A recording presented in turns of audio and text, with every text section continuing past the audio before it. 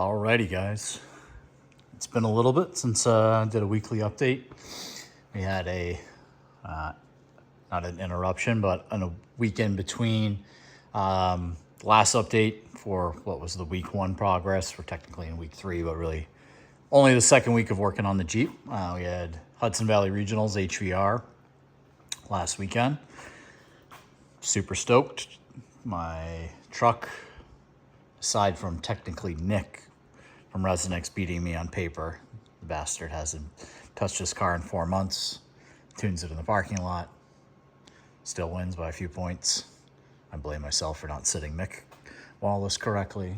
Could have had him on paper, I think. But anyways, super stoked. Truck technically took the paper, on paper first place for the entire event, best of show, and really, really happy to see it take those, or kind of feel like it's entering that, like, all right, we're competitive with most of the big dogs in the country, and we are excited to announce I'm going to be at SVR. Was not anticipating on being on that list, but we're going to do it. I want to just see where the truck is.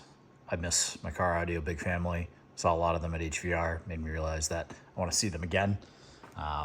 And SVR is, I think, the biggest, I think I would consider it the biggest show. I think it's the most competitive show in the U.S., even more so than I think finals, just because finals doesn't have the opportunity to let everybody go against everybody like SVR does. So, yep, I will be there. It's the third weekend of July. I think it's the 19th and the 20th of the dates for it. But anyways, enough about my truck and SVR. So back to Project GCSQ, the Grand Cherokee. So as you guys are seeing, there's a whole bunch of body panels, including the headliner, is out.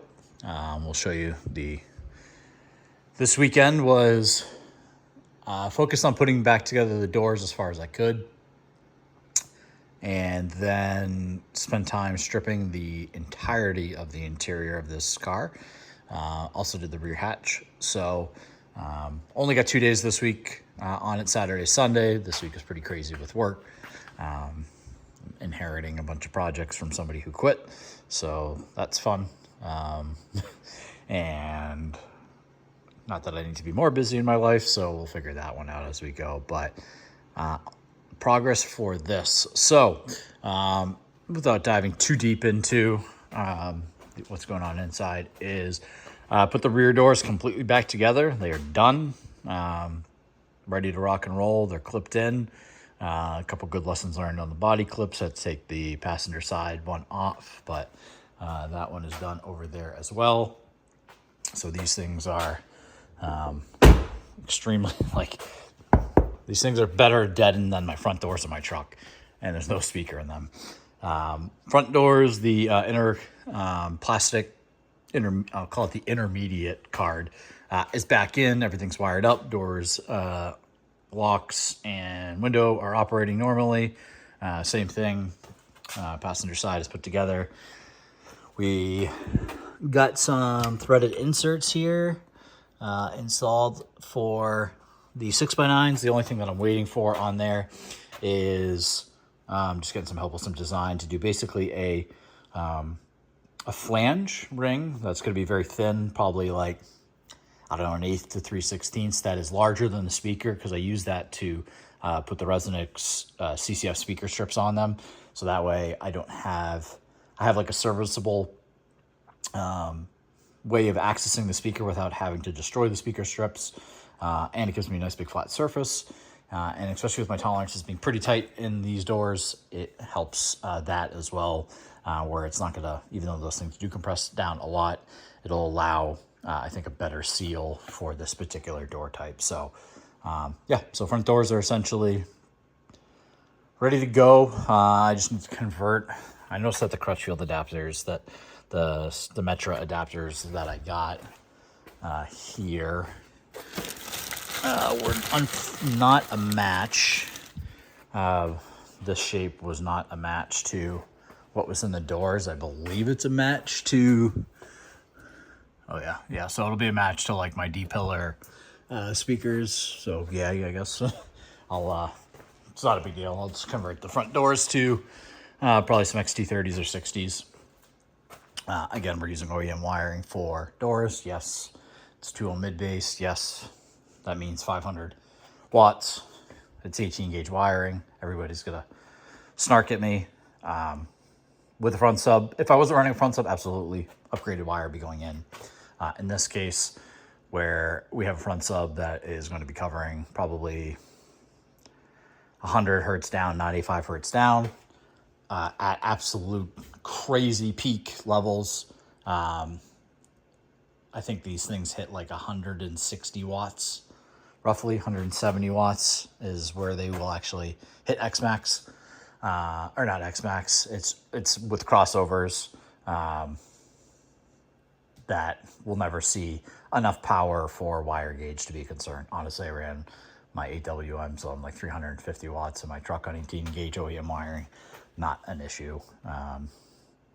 But rather than having to take apart all of the door harnesses and pieces like that for something that has essentially no benefit for this speaker and this configuration for this system, that we're not going to bother with that. I've done it plenty in the past and it's worked very well. So other progress. So the door, these rear doors are done. Front doors are almost done. Rear hatch, this thing got really filled with fiber mat, sealed, the butyl, the whole suite. Really happy that this is a electronic hatch because we definitely added a fair amount of weight. But again, 24 going in the trunk, can't take any risk. Wanted to make sure that thing was rock solid. I feel it's very good. My only thing that I'll have to test out as we get there is the hatch, or the glass opens on its own and may need to gasket that differently. We'll see how it acts when it's got a lot of bass, but besides that, rear hatch is done. So all the movable openings of the vehicle are done. And what you guys see is a whole pile, essentially the entire interior. So some rear quarter panels, headliner, A pillars, B pillars, C pillars, D pillars are along this line. And then inside of here, we have wheel well liners, the false floor, all the center console pieces, the headliner. These front doors are treated and just ready to go back in the vehicle. Trunk liner, front and rear seats, dash visor. Yeah, literally the whole, everything that has to be taken out in order to get sound treatment done on this thing. So we have ourselves a blank slate. So thankfully this car is in really, really clean shape. I only noticed a couple spots where kind of some grime and pieces like were under the carpet, or we gave it a nice vacuum as I pulled the seats up and cleaned all the carpets, which are, you can see there's a blanket and a piece of foam between the carpets that are stacked on the hood. But all of the OEM carpets are removed, the fender liners in here. So there's a piece of plastic there that just has some integrated wire harnesses. You can see I pulled it out on the passenger side, but that I can work under it. I just can't take it out because of all the wire looming that runs through some of the plastic. And I don't want to cut that up, and I just really need to get some CLD and a little bit of fiber mat. So not a huge deal, but besides that, the only thing I'm leaving in place is the air ride tank, because I don't have J-Scan and a couple of other pieces, and they're kind of sensitive to getting recharged. So I'd rather just not mess with it. And so I'll work around it. It's really not a big deal. It's a short-term piece that's in the way. So we are going to be, I'm going to be focused on getting all the sound treatment done, and I'm going to put the whole car back together, at least the rear of the car back together, headliner and the pieces. And then the only, I may leave like the front seats out and the very front carpet as I work through the dash removal. But based on the rest of this car, it came together pretty in an obvious fashion. Only things that I didn't particularly like are the rear quarter panels. You're really prone to breaking the body clips on the very, very back that attach to here and here. So I have a little bit of plastic welding to do.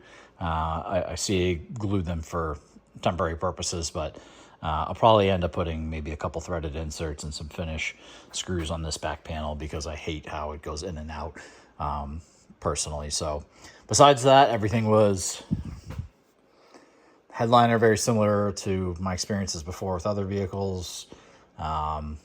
Really just worked my way from the bottom up in terms of removing the D pillars and the C pillars.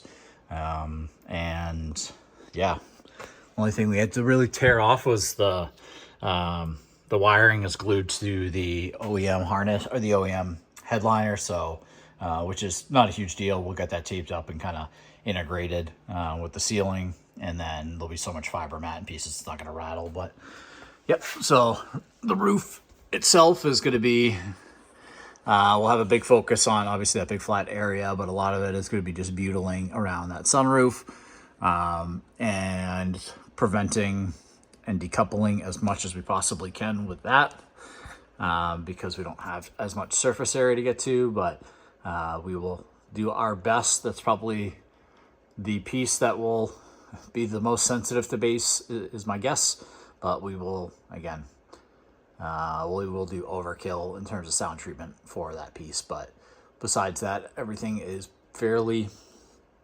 straightforward. Only thing I got to find in here is where the hell the cabin vent is for. I'll check. I know enough Jeep Cherokee owners to find where the hell that is. I thought it was back left, but I thought it was going to be in here. But we'll see. Because I just don't want that to be helicoptering when bass gets playing. And just going to put some hydrophobic mesh on it. So it's open, but it'll be so buried that it's not going to translate noise. I just want it to vent without having a flap in it. So we'll go through, we will CLD all of our big flat obvious surfaces. Get butyl, get some tapes in here, treat all the obvious pieces. It's relatively straightforward in this area. Clearances are good. I intend to put 1/2 inch at least everywhere in the back. We may be able to get away with even a little bit thicker in the front, maybe some 1 inch in some places. Like I said, you can see that plastic panel of what that really does to the front.